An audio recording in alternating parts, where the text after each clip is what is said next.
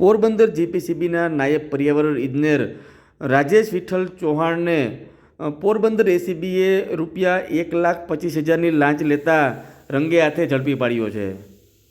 ગુજરાત પ્રદૂષણ નિયંત્રણ બોર્ડની જે કચેરી પોરબંદર ખાતે આવેલ છે તે કચેરીમાં જ આરોપી છે તે આરોપી લાંચ લેતા ઝડપાયો છે।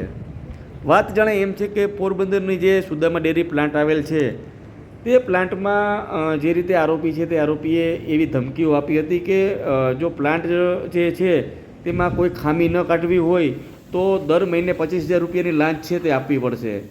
ફરિયાદી જે છે તે આ લાંચ આપવા માંગતા ન હોય તેઓએ આ અંગે એસીબી સાથે સંકલન કરી અને જે 5 મહિનાના એટલે કે 1,25,000 જે છે તે આરોપીને આપશે તે પ્રકારનું આખું જે છટકું છે તે ગોઠવ્યું હોય અને આ જ છટકામાં જે આરોપી જે રાજેશ વિઠ્ઠલ ચૌહાણ છે તે ફસાઈ ગયો હોય અને રંગે હાથે રૂપિયા લેતા ઝડપાયો હતો।